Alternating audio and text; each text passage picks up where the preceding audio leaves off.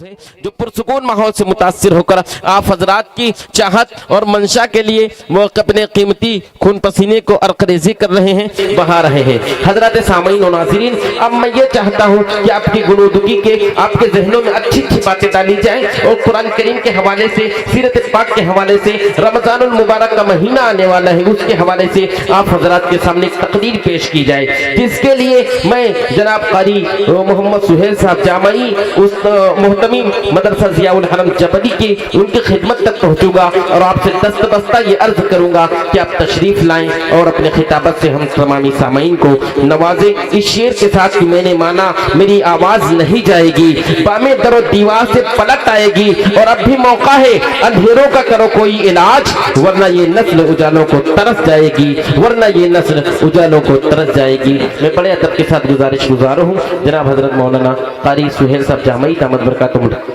बरकातुहुल Alia dice पर।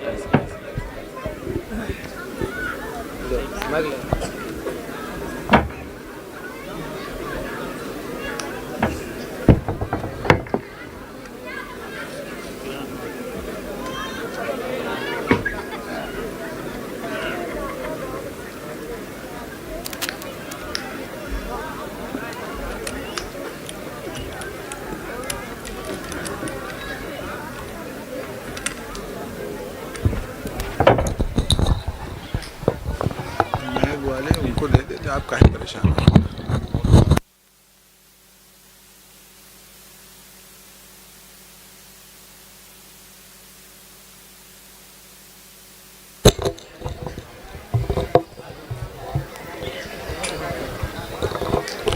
सुभान अल्लाह, ठीक है।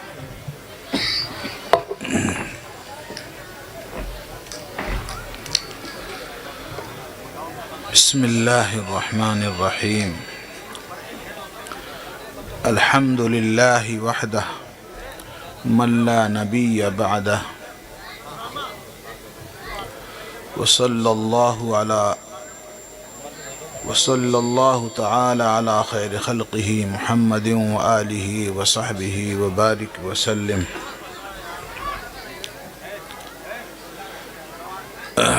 मोहतरम बुजुर्गों, दोस्तों, दीनी भाइयों, ये मदरसे का जलसा है और ये एक मजहबी जलसा है। क्या हुआ? अरे आगे ना बढ़ाओ भैया, वो पीछे करो। हाँ बस ठीक है। जलसे का उन्वान और मकसद ये है कि कुछ मुबारक हस्ती के लायक तलबा बच्चों ने कुरान करीम को अपने सीनों में महफूज फरमाया है।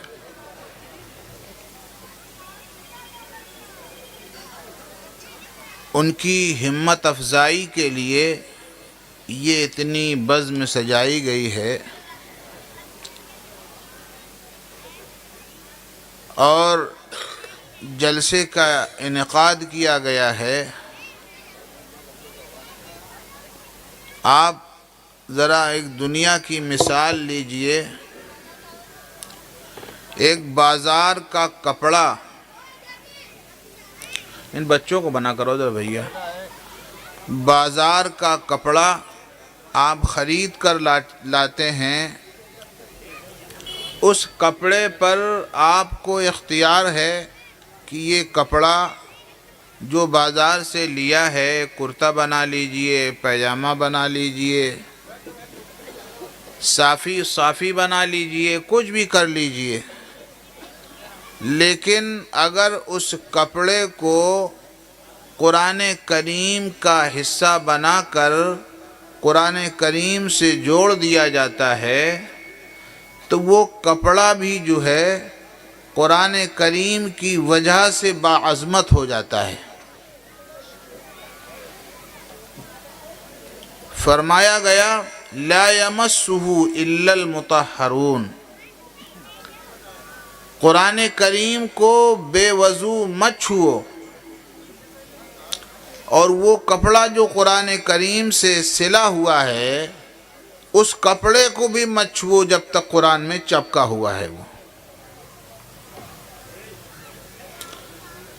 تو اس مثال سے بات آگے بڑھتی ہے کہ وہ سینے کتنے مبارک ہیں جن سینوں میں اللہ رب العزت ذوالجلال کا کلام محفوظ ہے۔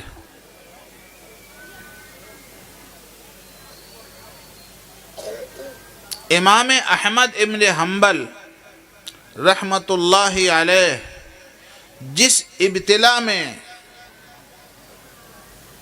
ان کو گرفتار کیا گیا، جن مصائب میں ان کو گرفتار کیا گیا، اور وہ اپنے مذہب اپنے مسلک پر جمے رہے، حکومت کی سطح کے لوگوں نے گرفتار کر کے ان پر کوڑے برسائے، موٹی موٹی بیڑیاں پہنا کر 200 میل ان کو پیدل چلایا گیا، لیکن وہ اپنے فتوے پر باقی رہے،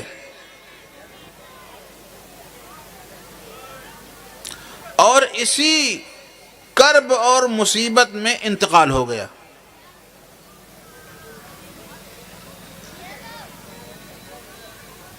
وہ جس کرتے پر ان کے کوڑے چلے تھے، حکومت کے سپاہیوں نے جن کرتوں پر کوڑے مارے تھے، وہ کرتا احمد ابن حنبل کے بدن کا جز تھا۔ وہ امام شافعی کے شاگرد ہیں۔ ایک صاحب کو وہ کرتا جو ہے احمد ابن حنبل کے ہاتھ لگ گیا۔ ہم سب بھی اسی ذہن کے لوگ ہیں، ہماری بات بہت دیر نہیں رہے گی، غور سے سنیے۔ ایک صاحب کو ان کا کرتا میسر ہو گیا، کوئی مریض ان صاحب کے پاس آتا، وہ کرتے کا دامن یا کرتے کی آستین برتن میں بھرے ہوئے پانی میں ڈبو دیتا اور کہہ دیتا کہ جائیے اللہ شفا دیں گے۔ دھیرے دھیرے یہ چیز بڑی مشہور ہو گئی کہ احمد ابن حنبل کے کرتے کی برکت سے لوگوں کو بیماریوں میں شفا مل رہی ہے۔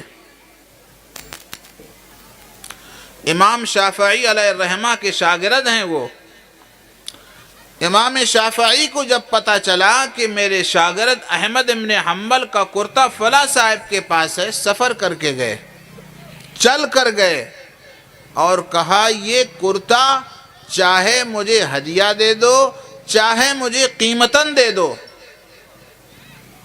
میں کرتا لے کے رہوں گا۔ تو کرتا حاصل کیا۔ امام شافعی کے وہاں جب لوگ آتے کہ یہ بیماری وہ پریشانی، تو وہ بھی وہی عمل کرتے، کرتے کا دامن جو ہے کسی پانی میں ڈبو کر دے دیتے کہ لے جاؤ۔ پیدائش کے اعتبار سے یہ انسان ظلوماً جہولہ ہے۔ بات سمجھ میں آ رہی ہے؟ پیدائش کے اعتبار سے یہ ظلوماً جہولہ ہے، لیکن یہ قرآن کہاں پہنچا رہا ہے اس کو؟ یہ انسان کو کہاں لے کر یہ قرآن جا رہا ہے؟ اللہ نے اس کے بارے میں کہا اِنَّهُ كَانَ ظَلُومًا جَهُولًا، یہ انسان پیور جاہل پیدا ہوا ہے، لیکن یہ قرآن کریم کی برکت سے کتنا اٹھ رہا ہے، اللہ کا کتنا مقرب ہو رہا ہے۔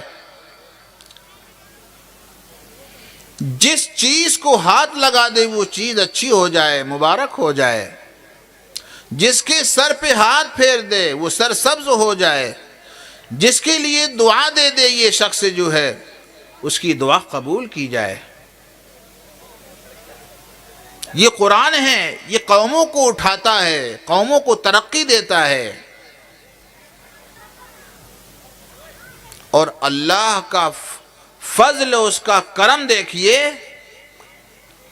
یہ جو بار امانت ہے نا، یہ قرآن کریم، بڑی بڑی طاقتور چیزوں نے اٹھانے سے انکار کر دیا. انا عرضنا الامانۃ علی السماوات والارض والجبال فابین. آسمانوں نے، زمینوں نے، پہاڑوں نے، سب نے انکار کیا. یہ بار امانت ہمارے بس کی بار ہے، ہم نہیں لاد سکتے اس کو. لیکن قربان جائیے، یہ مدارس کے بچے مدرسوں میں جو صبح چائے ملتی ہے، گھر کے مقابلے میں چائے مدرسے کی چائے جیسی ہوتی ہے، پینے والے خود سمجھ رہے ہیں کیسی ہوتی ہے. ہمارے وہ بچے جو کالجوں میں، اسکولوں میں جاتے ہیں، بند مکھن پراٹھے، ٹھیک ٹھاک گھر ہے تو گھی کے پراٹھے، انڈے کا آملیٹ ہے. کیا پڑھ رہے ہیں؟ گا سے گھوڑا ہے، تا سے تالا ہے، میم سے مور ہے. گھوڑے گدھے کے پڑھنے والے جو ہے بند مکھن کھا رہے ہیں، اور یہ مدارس کے طلبہ کبھی کبھی پیکٹ کے دودھ کی چائے چل رہی ہے. مسور کی دال سب سے اوسط، سب سے گرے درجے کی جو کوالٹی ہوتی ہے کھانے کی، وہ ہمارے مدارس کی ہوتی ہے. وہ ہمارے مدارس کی ہوتی ہے. وہ حضرت مولانا اشرف علی تھانوی رحمۃ اللہ علیہ، یہ 3 بھائی تھے. بعض لکھتے ہیں 2 بھائی تھے. کسی غیور شخص نے ان کے والد سے پوچھا، اشرف علی کے خرچے میں اور اکبر علی کے خرچے میں فرق بتائیے. ان کو کتنا دیتے ہو اور اکبر علی کو خرچ کتنا دیتے ہو؟ یہ لڑکن کا طرح تھوڑا بند کر دو، ہمارا دماغ بڑھیا نہیں ہے، ادھر سے ادھر نکل جاتا ہے سب.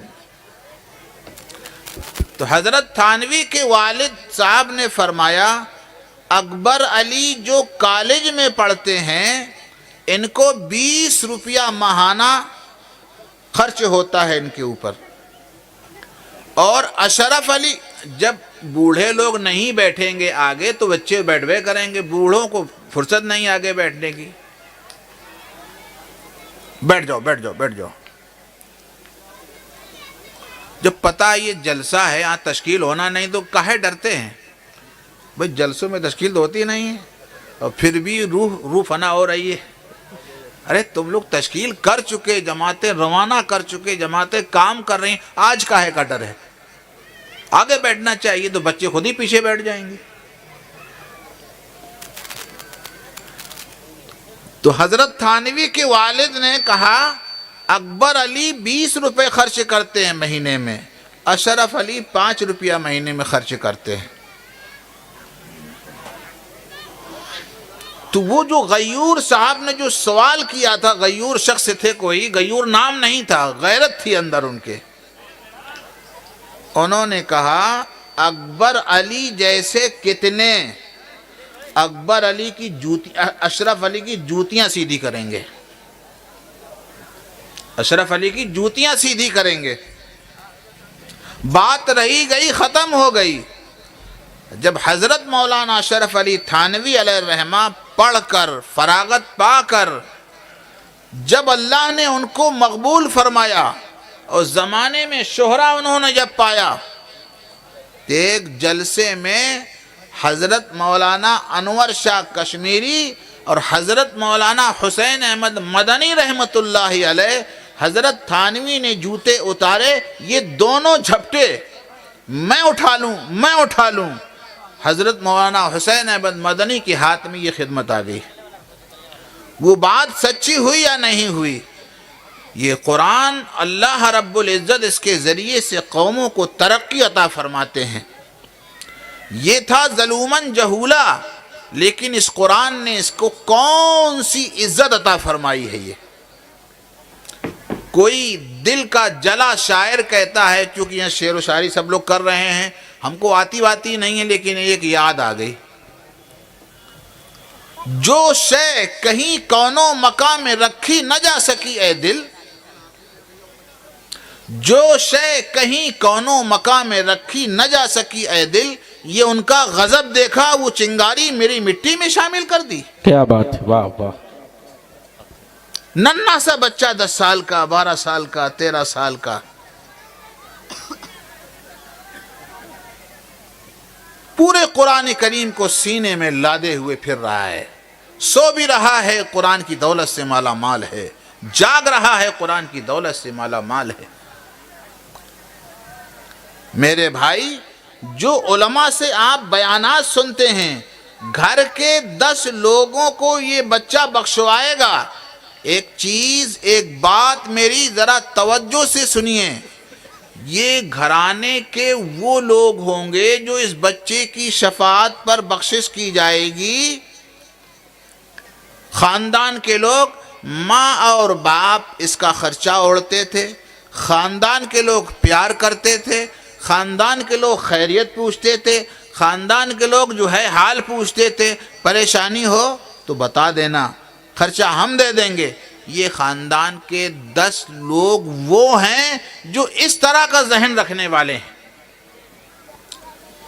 انہی میں سے کوئی پھپھا ہوگا، کوئی بڑا ابا ہوگا جو اس بیٹے کا ہوگا، پتہ نہیں ہمارے بھائی کو کیا ہو گیا ہے، بچے سب کالجوں میں پڑھ رہے ہیں، یہ ہمارے بھائی کا دماغ خراب ہو گیا ہے، اس کی زندگی خراب کر رہے ہیں، اس کی زندگی خراب کر رہے ہیں۔ حافظ ہو جائے گا، کیا کرے گا؟ ٹیوشن پڑھائے گا، مسجد میں امامت کرے گا، مؤذنی کرے گا، مانگ کھانا کھائے گا۔ اہل علم یوں فرماتے ہیں، بچے کی شفاعت میں ایسے شخص کا حصہ نہیں دیا جائے گا، اس بچے کی شفاعت میں ایسے شخص کو حصہ نہیں ملنے والا ہے۔ اس لیے ہم خاندان کے لوگ، بستی کے لوگ، تعلیم جن مدارس میں ہو رہی ہے، ناظرہ ہے، حفظ ہے، ارے نہیں کچھ نصرت کر سکتے ہو، نہیں مدد کر سکتے ہو تو ان کے لیے روڑا کیوں بنتے ہو؟ جا کر بچوں کو گری نظر سے کیوں دیکھتے ہو؟ ہمارا تو اکثر جو ہے بگاڑ ہوتا رہتا ہے لوگوں سے۔ ایک شخص ہیں، ابھی ہیں، اجی آپ لوگ عالم بنا دیتے ہو، یہ بچہ مسجد میں، مدرسے میں 4-5 ہزار روپے تنخواہ پاتا ہے، یہ کیا کرے گا؟ اس کے لیے آپ کو لوگ سوچتے کیوں نہیں ہیں؟ ہم نے کہا جناب سنیے، ایک مثال آپ کو دینا پڑے گی۔ جو بچہ درسی کتابوں کو پڑھ کر فارغ ہو گیا اور اس کے بعد اپنی کامیابی کو بڑھانے کے لیے کسی یونیورسٹی میں، کسی کالج میں جا کر اس نے یہ کر لیا، وہ کر لیا ہے، تمام ڈگریاں ہیں، تو عالم بھی ہو گیا اور ڈگری کے لیے چلا گیا اور ڈگری لے کر آ گیا۔ ہم نے کہا جناب ایک مثال دیجئے، یہ بچہ جو مدارس، اہل مدارس کی گود سے نکل کر فساق اور فجار کی گود میں چلا گیا ہے، ایک مثال دیجئے اپنے عالمانہ شان کے ساتھ، وہ باقی ہے یا اس کو آپ نے کبھی اذان دیتے ہوئے کبھی آپ نے دیکھا ہو اپنی آنکھوں سے یا سنا ہو؟ ایک مثال لائیے آپ۔ کہ میرے پاس تو کوئی مثال نہیں ہے۔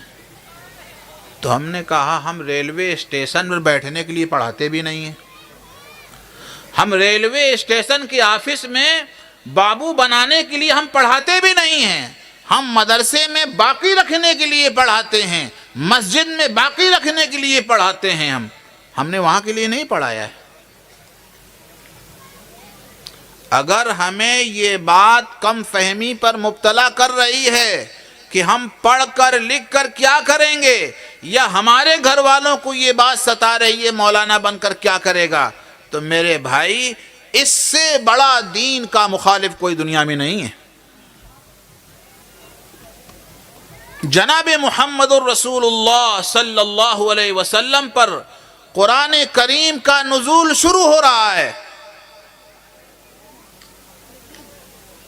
مکہ المکرمہ میں آپ کو لکھنے کا موقع نہیں ملا، مکے کے لوگوں نے آپ کو لکھنے نہیں دیا، بیٹھنے نہیں دیا، لیکن مدینہ پاک ہجرت کر لینے کے بعد میں صحابہ کے مختلف صحابہ کے پاس قرآن کریم ہڈی پر، کھپچی پر، کسی چیز پر لکھتے لکھتے لکھتے لکھتے ایک غیر مسلم اپنا تاثر پیش کرتا ہے اور اس نے کتاب لکھی ہے کسی سیاح کی مدد سے، جس کتاب کا نام ہے یقین مذہب۔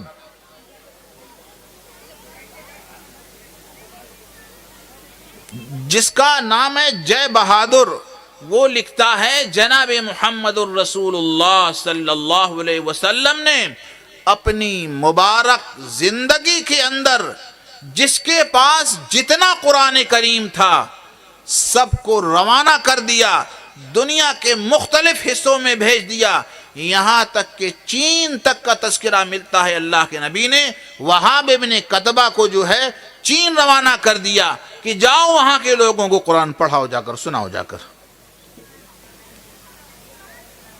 پوری کی پوری دنیا میں بھیج دیا،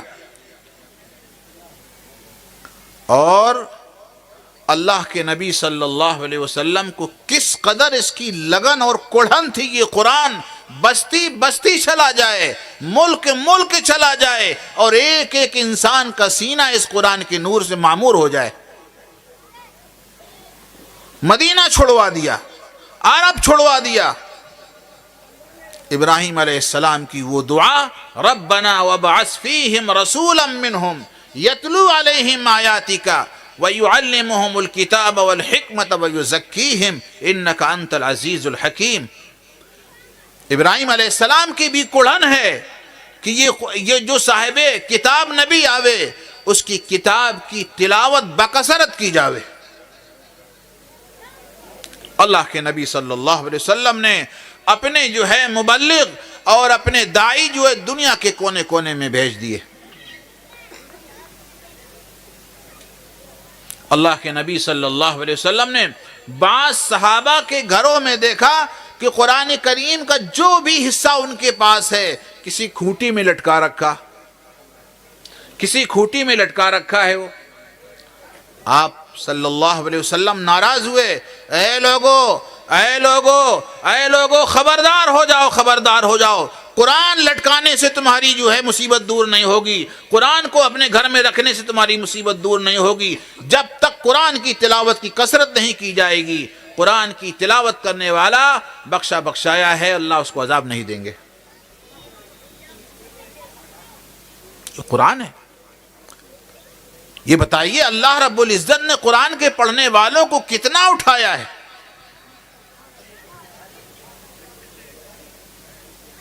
اللہ کے نبی صلی اللہ علیہ وسلم جب غزوہ احد میں 70 صحابہ شہید ہوئے تو صحابہ سے مشورہ کر رہے ہیں ان شہید ہونے والوں میں حافظ کتنے لوگ تھے۔ جب صحابہ کی مدد سے پتہ چلا یہ حافظ تھے، یہ حافظ تھے، یہ حافظ تھے، یہ حافظ تھے، کہا ان کو جنازے کے پڑھانے میں ان کو میرے سے قریب کرو۔ جو حفاظ تھے ان کو جنازے میں اپنے سے قریب کرایا، اور اس کے بعد باقی شہداء کو۔ اس طرح آپ نے جو ہے صحابہ کے بدنوں کو رکھا۔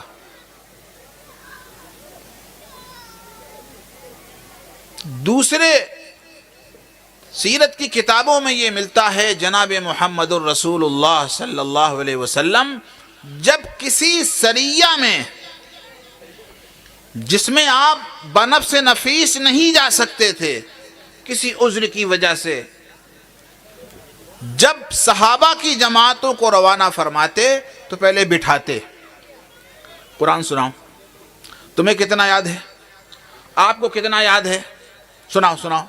کوئی کہتا ہمیں اتنا یاد ہے، ہمیں 4 پارے یاد ہیں، ہمیں اتنا یاد ہے، ہمیں اتنا یاد ہے۔ جن صحابی کو سب سے زیادہ قرآن یاد ہوتا تھا، چاہے عمر کم ہوتی تھی لیکن اس کو امیر جماعت بنا کر بھیج دیتے تھے۔ بھائی تھوڑا متوجہ ہو، یہ قرآن کے فضائل ہیں، یہ قرآن کے فضائل ہیں۔ ان فضائل کو دیکھیے اور جناب محمد الرسول اللہ صلی اللہ علیہ وسلم کا عملی جامہ دیکھیے۔ ہر قرآن زیادہ پڑھنے والے کو، زیادہ یاد رکھنے والے کو آپ آگے کر رہے ہیں۔ میرے بھائی، مختلف آپ نے بیانات سنے ہوں گے، ہم کو بیان آتا نہیں ہے، مذاکرہ ہے، چونکہ علماء بیٹھے ہوئے ہیں پیچھے۔ علماء کی ہیبت لگتی ہے کہ کہیں کچھ غلط نہ نکل جائے۔ قرآن کیا کہتا ہے؟ وَإِذَا قُرِئَ الْقُرْآنُ فَاسْتَمِعُوا لَهُ وَأَنصِتُوا لَعَلَّكُمْ تُرْحَمُونَ۔ جب قرآن پڑھا جائے، چھپ رہو، چپ رہنا واجب ہے تاکہ تمہاری اوپر رحم کیا جائے۔ جس کے کان میں قرآن کی آواز جا رہی ہے، اس کو حکم دیا جا رہا ہے کہ چپ رہو۔ سننے والا کتنا قیمتی ہے؟ کنز العمال کی روایت ایک ملتی ہے، پتہ چلتا ہے کہ ایک بندے نے قرآن کریم کہیں پڑھا جا رہا تھا، اپنا کان لگا لیا، اس کے کان میں آواز آ گئی، قصداً کان لگایا کہ میں بھی سن لوں۔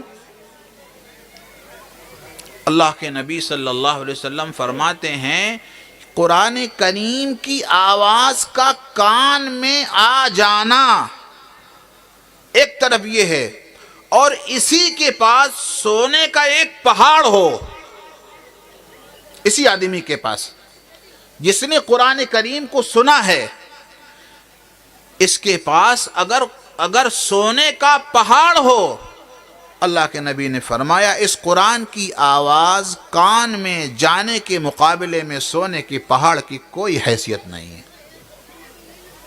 کوئی حیثیت نہیں اس کی۔ بڑے دنوں سے ہم فیصلہ نہیں کر پاتے تھے، جس طرح سارے مبلغ ترجمہ کر کے آگے بڑھ جاتے ہیں، ہم بھی آگے بڑھ جاتے تھے۔ خیرکم من تعلم القرآن وعلمہ، تم میں بہتر ہوئے جو قرآن پڑھے اور پڑھائے۔ اس کے آگے تشریح ہی نہیں آتی تھی، کیا تشریح کی جاوے؟ کیوں بہتر ہے؟ پڑھنے پڑھانے والا کیوں بہتر ہے؟ قرآن کریم کی ایک آیت پر نظر گئی، اور یہ حدیث تو بھی چند دن پہلے نگاہ سے گزری، کہ جس کے کان میں آواز چلی گئی کسی پڑھنے والے کی، کوئی آواز سے پڑھ رہا تھا قرآن کریم اور اس نے قصداً سنا، اللہ کے نبی نے فرمایا یہ قرآن کے الفاظ کا جانا، اس کے گھر میں اگر سونے کا پہاڑ، استنجے کا ڈھیلا نہیں، ہم کیا کہہ رہے ہیں؟ ارے ہم نے کیا کہا؟ سونے کا پہاڑ ہو اس کے گھر میں، اس سونے کے پہاڑ کی کوئی حیثیت نہیں ہے قرآن کے الفاظ کا آواز میں کان میں چلے جانا۔ خوشی نہیں ہوتی ہے؟ اتنا دل تلبس میں ہو گیا ہے، چاہے جتنے فضائل امت کے سامنے ڈال دیے جائیں لیکن خوشی نہیں ہوتی ہے۔ چند ٹکے کے پیچھے، چند روپے کے پیچھے آدمی ملک در ملک بھاگا بھاگا پھر رہا ہے۔ اللہ کیا فرماتے ہیں؟ اب تو بھائی علماء حضرات ناراض نہ ہوں، اب ہم لوگ تو جوڑے گھوڑے میں پھنس رہے ہیں، پیجامہ ایسا ہو، کرتا ایسا ہو، بعد میں ڈانٹ لیجیے گا، ہم صبر سے سن لیں گے، لیکن وہ جو نظام ہے، اللہ کی چاہت ہے، جو نبی کی چاہت ہے، اس چاہت سے ہم ہٹ رہے ہیں، ہمارے طلبہ بھی ہٹ رہے ہیں، ہم بھی ہٹ رہے ہیں۔ یہ ہمارے اپنے بچپن میں جب ہم پڑھتے تھے تو ہم لوگ پیجامہ جب پھٹ جاتا تھا سوئی دھاگا نہیں ملتا تھا، گانٹھ لگا لیتے تھے، پیجامہ میں گانٹھ لگا لیتے تھے، لنگی میں گانٹھ لگا لیتے تھے۔ سردیاں آتی اتنے پیسے نہیں ہوتے تھے کہ موم کی کوئی چیز لے کر ہاتھ پیر پہ لگا لیں بچا لیں۔ ٹھنڈا پانی، اس سے وضو بھی ہے، اس سے غسل بھی ہے، مطلب زندگی اس ابتری حالت میں چلتی تھی۔ تین فصلیں گزر جاتی تھیں، وقت کا موقع کا کوئی پھل زبان پر چکھنے کو نہیں ملتا تھا۔ یہ غربت و تنگ دستی کا حال تھا۔ ہم لوگ انتظار کیا کرتے تھے شاید کوئی قرآن خوانی کے لیے آ جاتا تو کچھ دوسرا مل جاتا، بریڈ مل جاتا، اور کیا کہتے ہیں بسکٹ مل جاتا، دال موٹ مل جاتا کھانے کے لیے۔ چائے کا یہ ایک سال میں ایک مرتبہ سردی کے موسم میں چائے زبان پر جاتی تھی، باقی مدرسے میں چائے کا بھی انتظام نہیں تھا۔ پیجامہ پھٹا ہے تو پھٹا ہے، چپل ٹوٹی ہے تو ٹوٹی رسی بندھی ہوئی ہے۔ بھوک مری کا یہ عالم تھا۔ طالب علمی دور میں ایک صاحب نے سنیما ہال بنایا اور مدرسے آئے کہ قرآن خوانی کے لیے بچے بھیج دیجئے۔ بھوک کی وجہ سے بچے جو ہے مولانا صاحب نے قرآن خوانی کے لیے بھی بھیج دیا، ان کے سنیما ہال کی دعا کے لیے۔ یہ عجیب زندگی سے دور ہم لوگ گزرتے تھے جو ہے، تو دنیا کے لوگ عزت نہیں دیتے تھے۔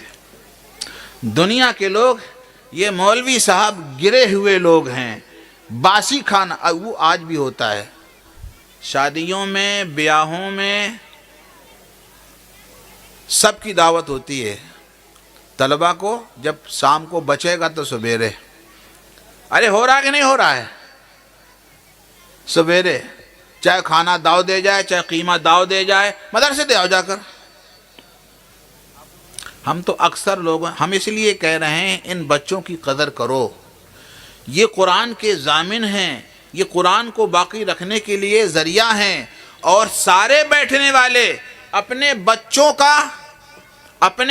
کا صدقہ فطر نہ نکالیں۔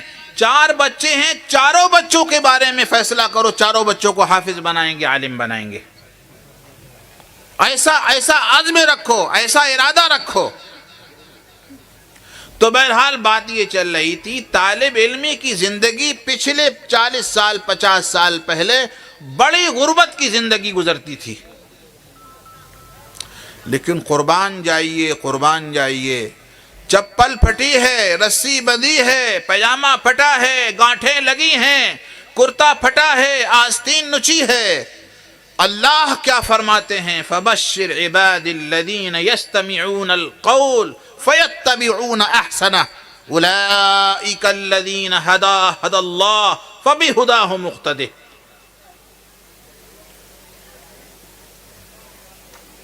اے نبی جی، ان میرے بندوں کو خوشخبری سنا دیجئے، بشارت سنا دیجئے، ان میرے بندوں کو جو قرآن کریم کو بڑے تدبر سے، غور سے سنتے ہیں، اس کی آوازوں کو کان میں ڈالتے ہیں۔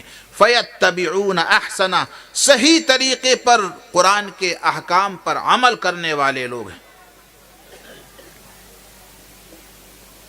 اور آگے دنیا آدھی عقل کا سمجھتی کہ نہیں سمجھتی ہے؟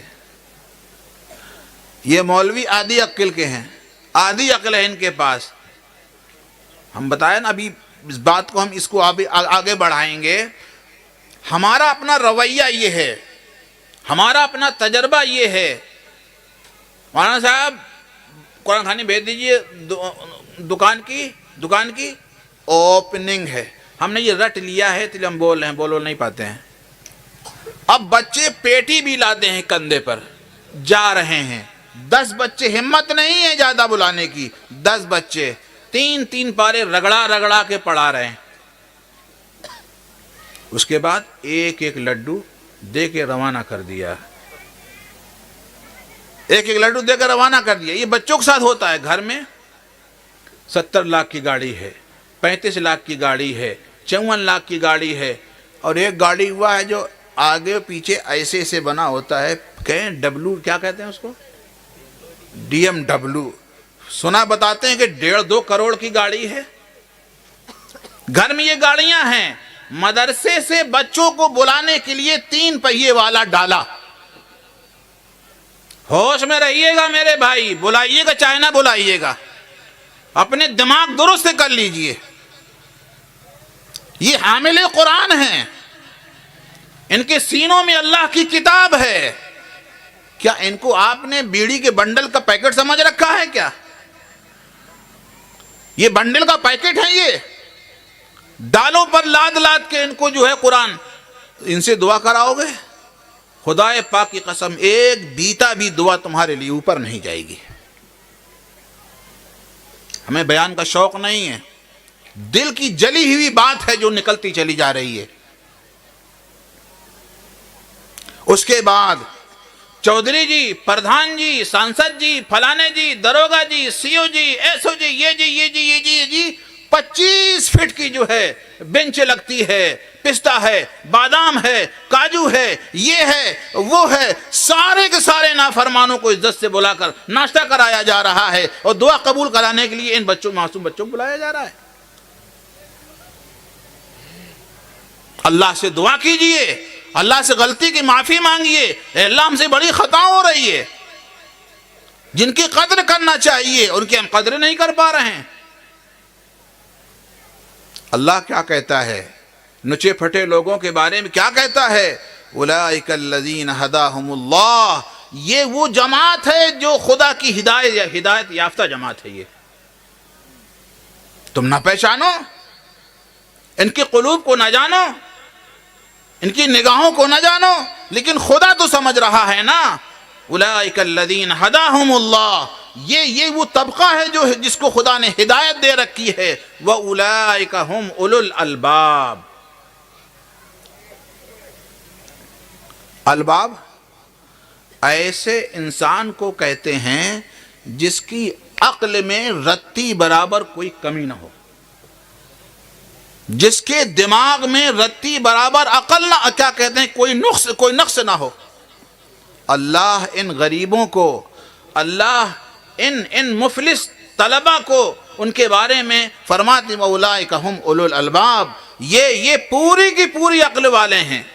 شیخ الہند علیہ الرحمہ سے اگر کوئی کہتا فلاں لڑکے نے بڑی ترقی کر لی ہے اور فلاں یہ مقام پر پہنچ گیا اور 74 لاکھ جو ہے اس نے اسے بنگلہ خرید لیا, حضرت شیخ الہند علیہ الرحمہ فرماتے خاک ترقی کر لی اس نے, جس کو قبر کی خبر نہیں, جس کو پلسرات کی خبر نہیں, جس کو جہنم کی خبر نہیں, جس کو آخرت کی ایک رتی برابر خبر نہیں, کیا ترقی کر گیا؟ اس نے خاک ترقی نہیں کی. اس لیے میرے بھائی, میرے دوستو, ایک حدیث کا ترجمہ کر کے ہم یہاں سے ہٹتے ہیں.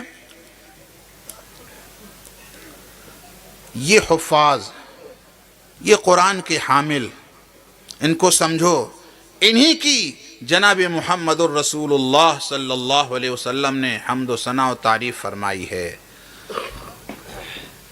حامل قرآن, کل قیامت کے دن جب ان کو تمام کی تمام عزتوں سے نوازا جائے گا, ایک ایسا محل دیا جائے گا جو نہر کے اوپر ہوگا, اور جس محل کا نام مرجان ہوگا, جس محل کا نام مرجان ہوگا, مرجان میں 70,000 دروازے ہوں گے. یہ حفاظ کے لیے بشارت سنائی جا رہی ہے, سنو ذرا غور سے. 70,000 دروازے ہوں گے اس محل میں, مرجان کے محل میں. ایک دروازہ سونے کا ہوگا, دوسرا چاندی کا ہوگا. فرشتوں سے کہا جائے گا جاؤ سلام کر کے آؤ. کہے وہ پہلے دن اعتراض کیا تھا نا ان لوگوں نے, کہا ہم کیا سلام, ان کو سلام کرنے جائیں؟ کہاں جائیے سلام کریے جا کر. پہلے دروازے سے 70,000 فرشتے نکلیں گے ہدایہ و تحائف لے کر۔ السلام علیکم، اللہ کا یہ ہدیہ قبول کر لیجئے۔ حفاظ بھی ذرا دھیان دے اپنی زندگی پر، یہ بچے بھی نہیں سدھر رہے ہیں، پڑھتے بھی رہتے ہیں، گڑبڑ بھی کرتے رہتے ہیں، ہر وقت پڑھائی چھوڑنے کے جگاڑ میں بنے رہتے ہیں۔ 70,000 فرشتے ایک دروازے سے نکلیں گے، السلام علیکم۔ دنیا میں تم سے لوگ سلام نہیں کرتے تھے، دنیا میں تمہیں لوگ گرا سمجھتے تھے، دنیا میں لوگ تم کو ترقی سے دور سمجھتے تھے، اللہ تمہاری عزت بڑھا رہے ہیں۔ 70,000 فرشتے ہدیہ لے کر آئیں گے، سلام کر کے چلے جائیں گے۔ دوسرے دروازے سے 1,40,000 نکلیں گے، سلام کریں گے، ہدیہ دیں گے۔ تیسرے دروازے سے 2,80,000 نکلیں گے، یہاں تک کہ بڑھتے آخری دروازے سے 4,90,00,000,000 فرشتے آئیں گے، السلام علیکم السلام علیکم کرتے ہوئے اللہ کا ہدیہ دے کر واپس ہو جائیں گے۔ یہ نبی کی خبر ہے، یہ نبی کی بشارت ہے، اللہ کی جنتوں میں تمہارا استقبال ہے۔ اس لیے خدا کے واسطے اپنا مقام پہچانو، اپنی عزت پہچانو، اپنی نسبت پہچانو، تمہاری بڑی بلند نسبت ہے۔ آج دنیا نہیں پوچھ رہی ہے، نہ پوچھے، کل تم اللہ کے دربار میں پہچانے جاؤ گے، دیکھے جاؤ گے۔ اس لیے میرے بھائی انہی چند باتوں پر اپنی بات ختم کر رہا ہوں۔ اللہ کے واسطے قرآن کے ساتھ برا سلوک نہ کرو، اور جو بچوں کے ورثہ ہیں، ماں باپ ہیں، یہ نہیں کہ ایک بچے کو حافظ کرا دیا چھٹی ہو گئی، 4 بچے ہیں، چاروں کو حافظ بنائیے، عالم بنائیے اور علم کے مرتبے تک پہنچائیے۔ ایک ایک بچے کے بارے میں ہمارے ارادے اچھے ہوں، نیتیں اچھی ہوں، تاکہ یہ زمانہ، یہ دنیا خیر القرون کے زمانے سے مشابہت کھا جائے۔